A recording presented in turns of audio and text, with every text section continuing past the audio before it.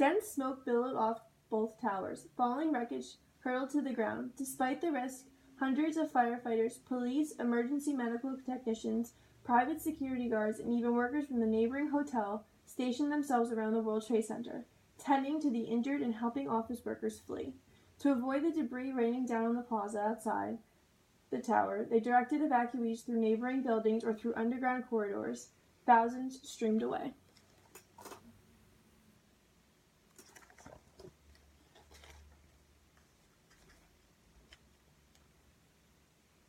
At 9:37 a.m., 200 miles away from the disaster zone in New York, the military's headquarters in Washington, D.C., known as the Pentagon, became the third target of the hijackers' attack. The jet swooped low and plowed into the building at ground level. The flaming impact nearly reached the center courtyard. It was a loud roar. The building shook. Jet fuel poured into the corridors and ignited, taking all the oxygen out of the air, said an Army officer. The heat inside was so hot it felt like the sun was kissing you, said a soldier. Rescuers raced to the scene. From exits everywhere, 20,000 people eventually evacuated the building. I did not expect there to be another plane that would crash into another building in the United States.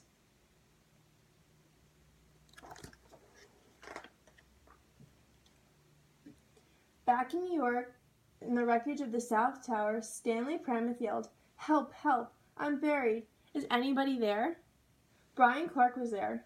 He had been fleeing his ruined office when he heard shouts. Clark and Pramath clawed the rubble. Clark yanked the trapped man free, and the two fell to the floor in a hug. "I'm Brian," Clark said. "I'm Stanley," Pramath said. The two men found a stairwell and headed down.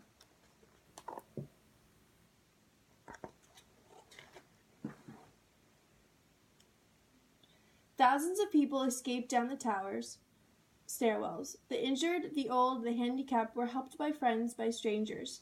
People shared drinks. A blind man came down with his guide dog. Two brothers trudged the stairwells. One, a firefighter, going up, the other, a businessman, coming down. They didn't meet. Not on the stairs were co-workers Ed Bea and Abe Zalmanowitz. Bea was paralyzed in a wheelchair, and there wasn't an elevator for him to escape. Zalmanowitz waited with his friend for rescue. They were eventually joined by Fire Captain William Burke. Together, the three waited for available rescue workers to carry Bea down. By 10 a.m., lines of firefighters stretched all the way to the 45th floor in the North Tower. At the same time, in the South Tower, one hard-charging chief made it all the way to the impact zone on the 78th floor. Chief Oriel Palmer used the elevator to travel 40 stories and then raced up 38 flights of stairs on foot.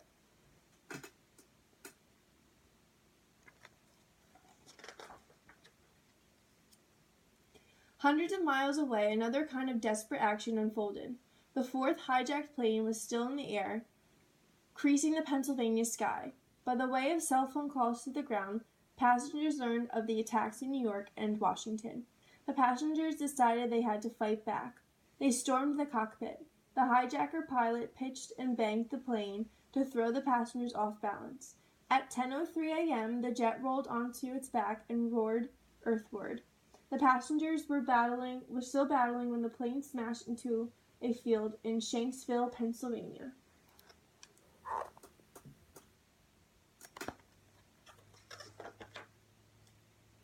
Meanwhile, in New York, molten aluminum poured from the South Tower as the remains of the jetliner melted. Watching the disaster was a city building engineer, one of the many government officials who had rushed to the scene. Surveying the damage, he warned the fire department commanders that the tower was close to collapsing. The warning came too late. At 9:59 a.m., the South Tower came down. In 10 seconds, the mammoth building was reduced to rubble.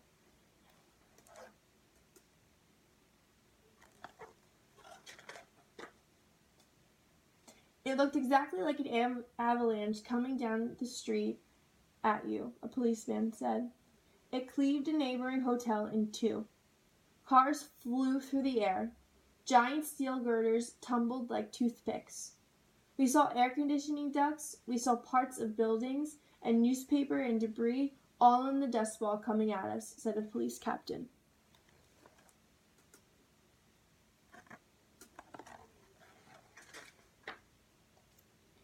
The collapse generated a furious wind.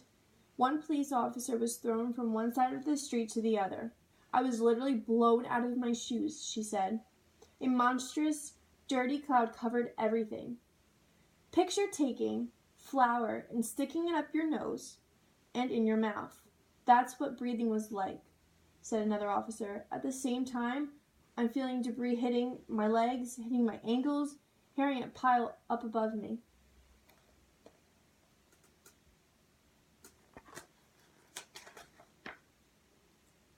Fire Chief Pfeiffer and other firefighters in the North Tower lobby heard a rumble. I thought something was crashing through the lobby. We huddled down at the base of the escalator. The whole area became totally black, Pfeiffer said. We stayed there until the rumbling stopped. I never even suspected the second tower collapsed.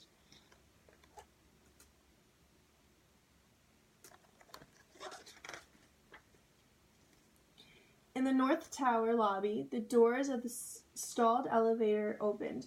The collapse of the South Tower had cut the power to the elevator's door locks. From the car emerged Chris Young, the trapped passenger who'd been overlooked by rescue workers. Earlier, he had boarded the elevator from a polished, modern lobby. Now he shuffled through clouds of dust over rubble and debris, alone. Pfeiffer and the other firefighters had fled the lobby when the wreckage of the South Tower billowed through. What do you think Chris Young was thinking when he came out of the elevator to all the debris and the dust?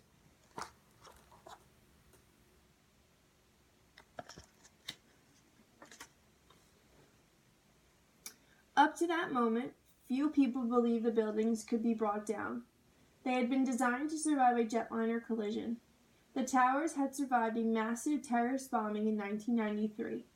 And by the city's fire regulations, the floors were supposed to withstand 2 hours of fire. Now the chief's orders came quick. Tower 1 to all units, evacuate the building, evacuate the building. A police helicopter hovered near the top of the wounded North Tower. It looks like it's glowing red, the pilot said moments later. He added, it appears to be buckling.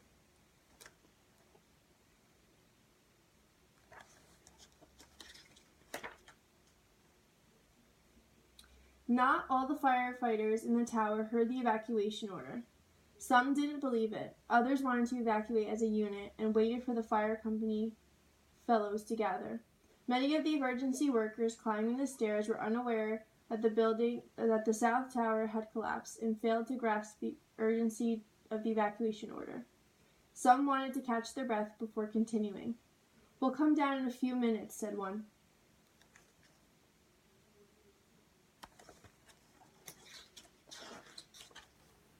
When Fire Captain Jay Jonas learned the South Tower had crashed, he said, it's time to get out of here. He led a small group of rescuers down a North Tower stairwell.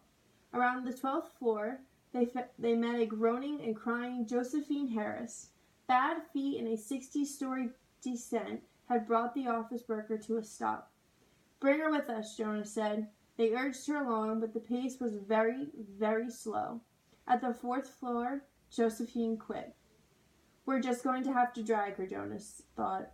Then he felt shaky and the floor rolled like a wave.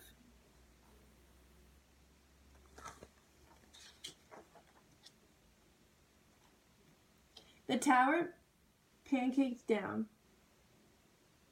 With tremendous booms, one floor hit another, 10 stories a second. The banging, screeching, roaring, collapsing floors drove a furious wind ahead of it.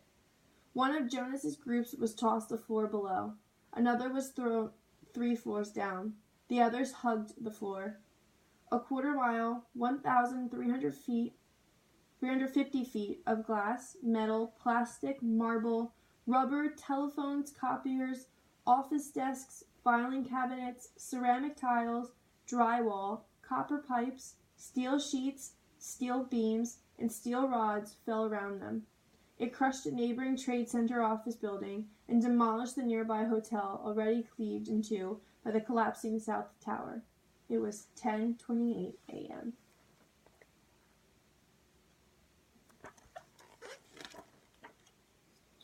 In 102 minutes, hijackers had destroyed the World Trade Center, crippled the Pentagon, and doomed 4 jetliners.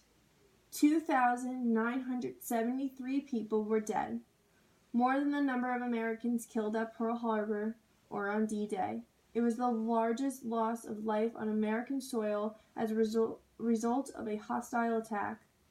Among the lost were faithful friends Ed Bea and Abe Zalmanowitz, along with the fireman who didn't desert them, William Burke. Chief Palmer, the first uniformed rescuer to reach the South Tower's 78th floor impact site, perished.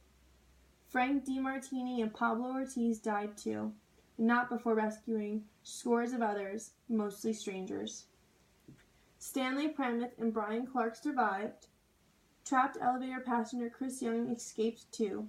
A surprised fireman discovered him in the North Tower and whisked him to safety. 89-year-old Mo Lipston climbed down 88 floors, walked a mile, and then hailed a cab to take him home. The window washer and people in the elevator with him tunneled through drywall and ceramic tiles into a bathroom. They all escaped. The window washer even brought out his bucket and squeegee. I really feel bad for what had happened to all the people that were in those towers.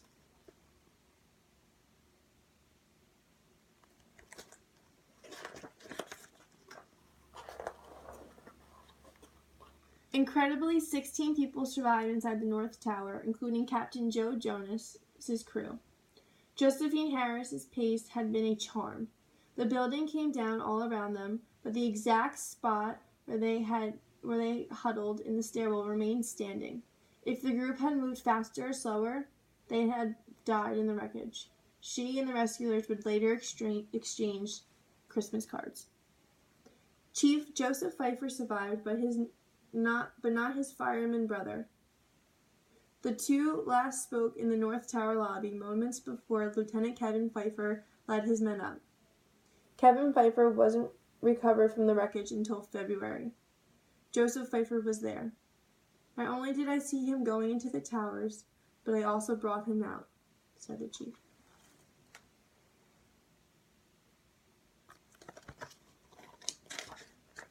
And that's the end.